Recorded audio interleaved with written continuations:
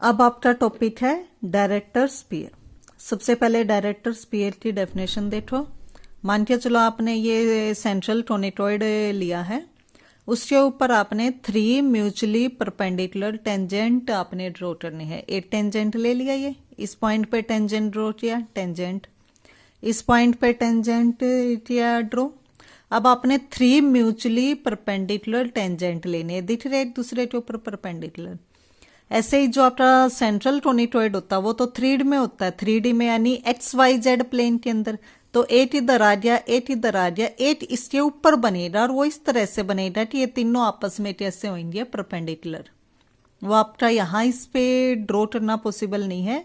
8 ये बन चुका है टेंजेंट प्लेन, 8 ये, 8 इनके ऊपर बनेगा और वो इस तरह से बनेगा कि तीनों आपस में क्या होंगे म्यूचुअली परपेंडिकुलर। अब देखो इस वाले टेंजेंट प्लेन के लिए ये पॉइंट, इस वाले टेंजेंट प्लेन के लिए ये पॉइंट, जो पॉइंट ऑफ कांटेक्ट होता है यानी जिस पॉइंट पे आपने टेंजेंट प्लेन ड्रॉ किया वो पॉइंट 2। ऐसे जो थर्ड बनेगा इनके ऊपर टेंजेंट प्लेन वो पॉइंट, तीनों को ज्वाइन करके जो स्पीयर बनेगा उस स्पीयर को हम कहते हैं डायरेक्टर स्पीयर। क्लियर? अब ये आर्टिकल देखो, सेंट्रल टोनेटॉइड लेके चले हैं, हमें निकालना find the locus of point of intersection of 3 mutually perpendicular tangent plane. ये लेके चले सेंट्रल टोनेटॉइड, उसके ऊपर 3 म्यूचुअली परपेंडिकुलर आपके टेंजेंट प्लेन है, तो उनमें से तो ये प्लेन हम लेके चले टेंजेंट प्लेन। इक्वेशन किस टाइप से डिफाइन की? L1x plus M1y plus N1z equal to P1। ये आपने फर्स्ट टेंजेंट प्लेन लिया, 3 आपके पास टेंजेंट प्लेन, सेकंड आप L2 M2 N2 P2 से ले लेंगे, थर्ड आप L3 M3 N3 P3 इस टाइप से डिफाइन कर लेंगे। तो आपने 8 जो 3 म्यूचुअली परपेंडिकुलर टेंजेंट प्लेन थे उनमें से आपने तो 8 ले लिया और ये आपका सेंट्रल टोनेटॉइड। क्लियर? ये सेंट्रल टोनेटॉइड, ये मान लो वो टेंजेंट प्लेन, तो एक दूसरे को ये टच करते हैं, तो टेंजेंट प्लेन है, ये टोनेटॉइड है, तो टेंजेंसी बना। तो टेंजेंसी की कंडीशन आप पहले कर चुके हो, L square by A plus M square by B plus N square by C equal to P square, ये की थी आपने पीछे जो आर्टिकल में की है, तो उससे ये आपकी इक्वेशन आ गई। अब इस इक्वेशन में देखें तो P1 स्क्वायर की वैल्यू है ये, तो P1 की वैल्यू क्या आ जाएगी? स्क्वायर रूट आ जाएगा, तो P1 की वैल्यू क्या आ गई? Square root this. Tangent plane की इक्वेशन ये थी, जहां यहां इक्वल टू P1 यूज हो रहा था, तो P1 की वैल्यू आपकी ये आ गई, तो आप ये वैल्यू यहां पुट करेंगे। क्लियर? जब आप इसके अंदर ये वैल्यूज पुट कर देंगे तो आपकी ये बन जाएगी इक्वेशन। ये थी जब फर्स्ट टेंजेंट प्लेन। ऐसे ही सिमिलरली आप जब सेकंड टेंजेंट प्लेन लेंगे तो उसके लिए ये आ जाएगी वैल्यू, P2 आएगा यहाँ पे, फिर P2 की वैल्यूज पुट करोगे। ऐसे ही थर्ड टेंजेंट प्लेन लेंगे तो ये आएगा, तो आपके ये 3 टेंजेंट प्लेन की इक्वेशन आ गई। इसमें P1 की वैल्यू पुट किया आपने, फिर P2 की करोगे, फिर P3 की। आप सिमिलरली करके लिख दोगे तो ये तीनों वैल्यूज होगी। उसके बाद हमने जो निकालना है स्पीयर की इक्वेशन जो निकालनी है, लोटस जो निकालना है, उसके अंदर L1 M1 N1 नहीं होना चाहिए, ना ही P1 होना चाहिए। P1 P2 P3 है तो आप एलिमिनेट कर दिए। अब आपने क्या करना है? इनको एलिमिनेट करना है। एलिमिनेट कैसे करोगे? इस वाली इक्वेशन का स्क्वायर करो, इस वाली इक्वेशन का स्क्वायर करो, इस वाली इक्वेशन का, तीनों इक्वेशन का squaring then adding, squaring and adding. Square करोगे इन तीनों इक्वेशन का और ऐड करोगे तो x स्क्वायर वाली इकट्ठी की टर्म, y स्क्वायर वाली, z स्क्वायर वाली, xy yz zx, और राइट साइड में जब आप स्क्वायर करोगे तो स्क्वायर से स्क्वायर रूट कैंसिल हो जाएगा। 8 बार 1/a कॉमन आएगा, इन टर्म्स में से 1/b और इन वाली टर्म्स में से 1/c कॉमन आएगा। क्लियर? जो ये है आपके ये वाली चीज जो है ये आपके डायरेक्शन कोसाइन है। तो डायरेक्शन कोसाइन के अंदर क्या होता है कि L1 square plus L2 square plus L3 square, इस वाली वैल्यू की वैल्यू तो 1 आती है, इसकी भी 1 आ जाएगी, इसकी भी 1, लेकिन L1 M1 इनकी वैल्यूज क्या आती है? 0। तो वैल्यूज पुट करेंगे, इन तीनों की वैल्यूज 1, इनकी वैल्यूज 0, ऐसे इनकी वैल्यूज क्या आएगी? 1। पुट किया, सिंप्लीफाई किया, तो यही आपकी रिक्वायर्ड इक्वेशन आ रही है। किसकी इक्वेशन है?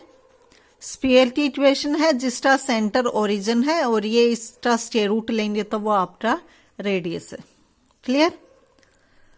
ये किसके लिए था आपका, तो ये इक्वेशन आपकी आई है स्पीयर की, और इस स्पीयर को आप कहेंगे डायरेक्टर स्पीयर ऑफ टोनिटॉइड। आपने टोनिटॉइड की इक्वेशन लेके चले, उसके लिए स्पीयर ये आ गया। अभी जो आपने आर्टिकल किया है वो क्या किया है कि जब सेंट्रल टोनिटॉइड की equation ax square plus by square plus cz square equal to 1 है, तो इक्वेशन ऑफ डायरेक्टर स्पीयर की इक्वेशन आपकी क्या प्रूफ होके आई है, h square plus y square plus z square equal to 1/a plus 1/b plus 1/c। इसके अंदर देखो एच स्केल का कोफिशिएंट a है तो आंसर में आया है 1/a, y स्केल का कोफिशिएंट b है तो आंसर में आया है 1/b। ऐसे ही अगर z स्केल का कोफिशिएंट c है तो आंसर में आया है 1/c। यह आया है आपका डायरेक्टर स्पीयर की equation.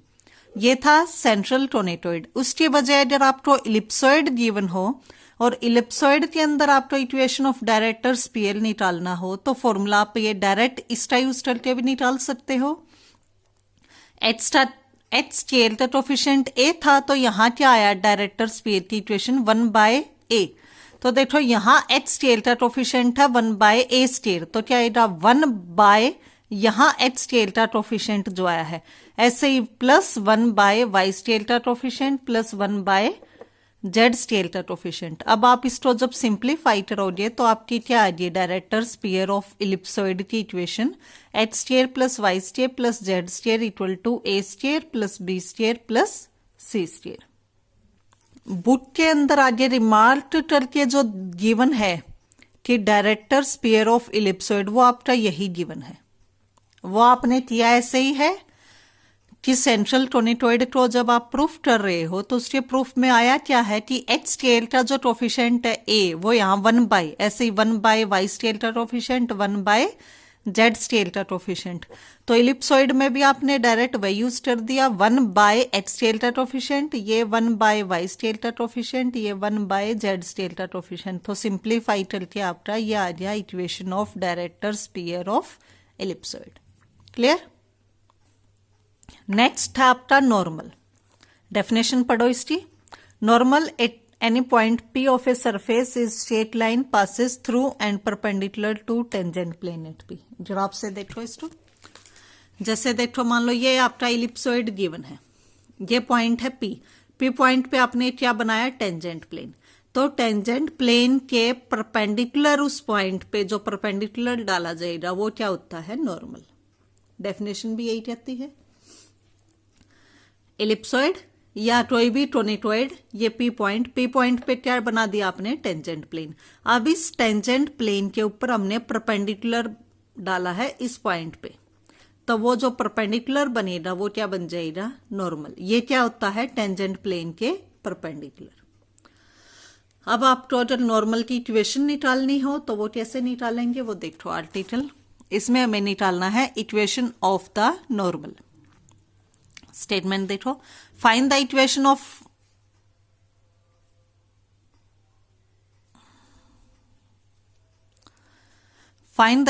Of normal at the point x1 y1 z1 of the ellipsoid. Equation है इलिप्सॉइड की x square by a square plus y square by b square plus z square by c square equal to 1। इसके लिए आपने normal की equation निकालनी है और point P क्या गिवन है x1 y1 z1। तो ये पॉइंट है P x1 y1 z1। पहले आप इस पॉइंट पे टेंजेंट प्लेन ड्रॉ करेंगे, x1 y1 z1 tangent plane draw किया, ये आ गया। टेंजेंट प्लेन किसी पॉइंट पे निकालना हो तो डायरेक्ट आंसर क्या होता है, h स्केल को चेंज कर दो x x1 में, y स्केल को चेंज कर दो y y1 में, एंड z स्केल को चेंज कर दो z z1 में। यह आपने वैल्यूज चेंज की, तो ये आपका इलिप्सॉइड, ये उसके टेंजेंट प्लेन की इक्वेशन। अब देखो हमें नॉर्मल की इक्वेशन निकालनी है, तो हम नॉर्मल के पहले डायरेक्शन कोसाइन निकालेंगे। नॉर्मल की इक्वेशन भी तो इसी पॉइंट से पास करती हुई निकालनी है, तो डायरेक्शन कोसाइन नॉर्मल के क्या होंगे, प्रोपोर्शनल होंगे टेंजेंट प्लेन के। टेंजेंट प्लेन के क्या है x1 by a square, y1 by b square, z1 by c square. तो नॉर्मल की इक्वेशन जो इस पी पॉइंट से पास करती है और डायरेक्शन कोसाइन इसके प्रोपोर्शनल है, तो क्या आएगा x minus h one, y minus y one, z minus z one और अपॉन में डायरेक्शन कोसाइन आ जाते हैं। तो ये जो आपकी आई है ये इक्वेशन ऑफ नॉर्मल आई है। ये है आपकी फर्स्ट फॉर्म। ऐसे ही सेकेंड फॉर्म और थर्ड फॉर्म और निकालेंगे हम। वो कैसे निकालेंगे वो देखो। जो इलिप्सॉइड गिवन था 2 1 था, 1 तो इधर ले आए तो -1 याद या पार्शियल डेरिवेटिव लो विद रिस्पेक्ट टू x, तो क्या आएगा 2x बाय ए स्क्वायर, 8 बार y के रिस्पेक्ट में पार्शियल डेरिवेटिव, 8 बार z के रिस्पेक्ट में, तीनों के रिस्पेक्ट में पार्शियल डेरिवेटिव लिया, चेंज कर देंगे तो ये वैल्यूज आ जाएंगी। तो यहाँ जो x1 bye a square use हो रहा था, x1 bye a square 2 multiply में उधर जाके डिवाइड, तो क्या आएगा 1/2 टर्ली f बाय टर्ली x1 यहाँ पुट हो जाएगा। ऐसे ही 1/2 टर्ली f बाय टर्ली y1 और यहाँ क्या आ जाएगा 1/2 टर्ली f बाय टर्ली z1। ये आ गया। यह आपकी फर्स्ट फॉर्म थी। इसी तो पार्शियल डेरिवेटिव में यूज करके आपने सेकेंड फॉर्म यूज की और ऐसे ही आप क्या बनाएंगे इसकी थर्ड फॉर्म।